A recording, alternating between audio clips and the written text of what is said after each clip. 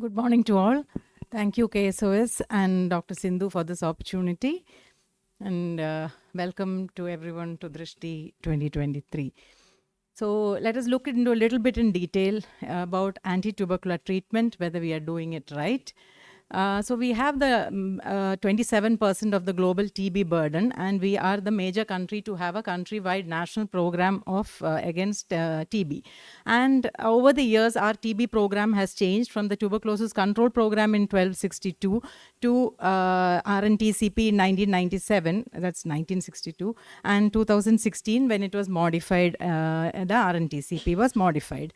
And what was the change that was happening? In RNTCP, ethambutol was included in the intensive phase. It was an intermittent regimen without the fixed dose. In 2016 modification, ethambutol was added into the maintenance phase. Daily dosing of ATT was given and a fixed drug combination was now introduced.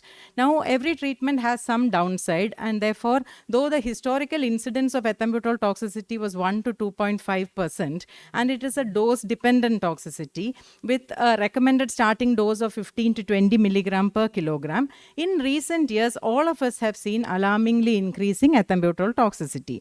Now, why did that happen? That is because of these changes that have happened after 2016.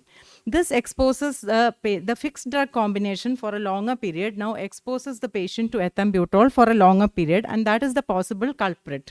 Now, why did we change to FDC? Compliance will increase. That is why we have changed it to the FDC. But ethambutol toxicity has also increased. Now, according to this, a higher weight band person will have a very high increased cumulative dose of ethambutol, and this increases the ethambutol toxicity.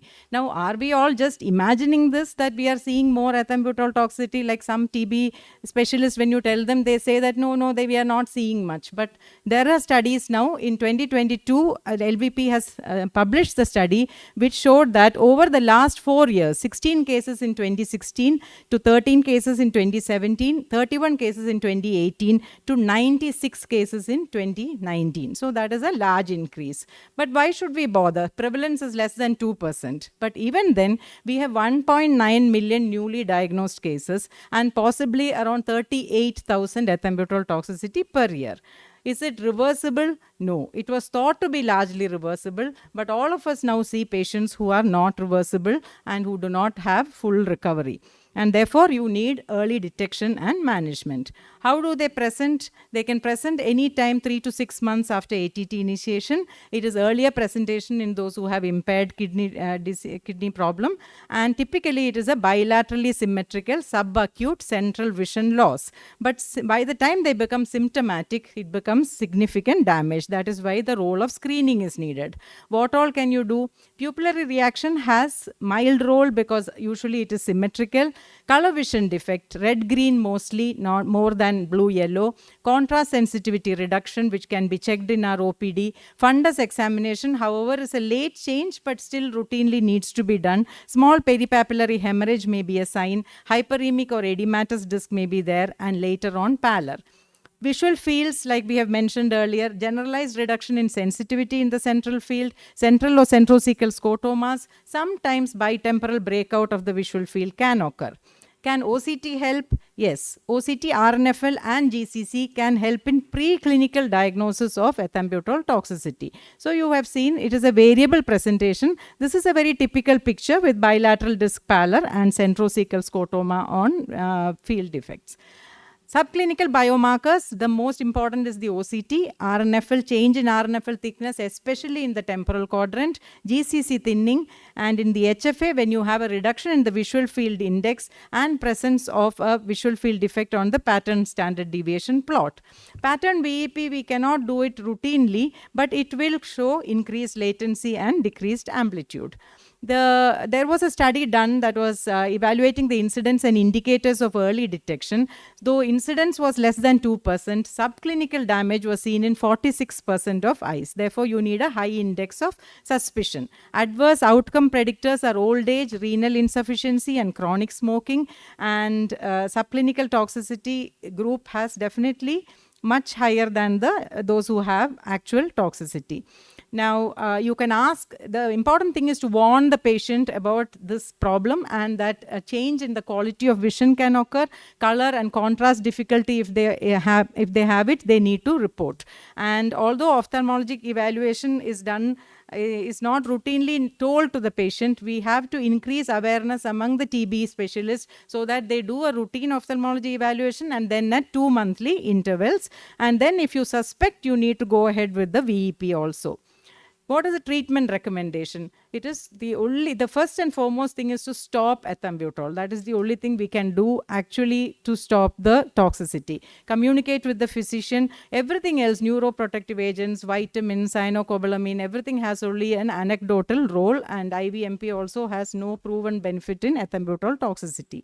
If after 4 to 6 weeks of stopping ethambutol there is no reversal, we should think that it may be other toxicity also. So INH or linezolid, if the patient is on, then that also should be stopped. And visual outcome is largely variable. We cannot say variable to partial recovery can occur. And sometimes drop in vision and functional parameters will remain permanently. So consensus, mainly high index of suspicion, early detection and cessation of the drug. Look for, you have to educate your physician regarding this problem. Look for subclinical biomarkers and prognostic factors. So probable protocol that we can follow is a functional assessment with visual acuity, color and contrast sensitivity, HFA, anatomical assessment with fundus evaluation, OCT, RNFL and GCC, and if any suspicion, the electrophysiological VEP. Preferably do it at baseline and follow up at least 2 monthly. In our institute, we do it monthly until ethambutol is stopped. And in high-risk cases like elderly and renal disease, even electrophysiological tests can be done after 3 months.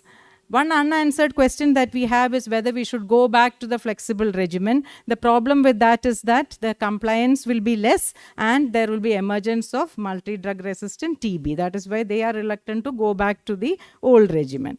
So that still remains in front of us, what can be done in the larger point of view. But as ophthalmologists, what we can do now is to screen the patients, educate the patients, and educate the physician that this kind of problem is on the rise and they need to be aware of it. Thank you all for your patience here.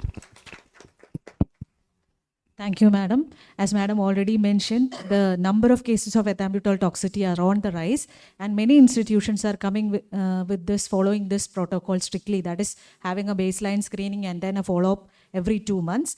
The most important part here is communicating to the patient about the importance of this, because baseline is sent from the pulmonology department itself, and that is done before initiating ATT. But the follow-up always depends upon how we convince the patient to come for the follow-up. Thank you, ma'am, for that very detailed and enlightening presentation.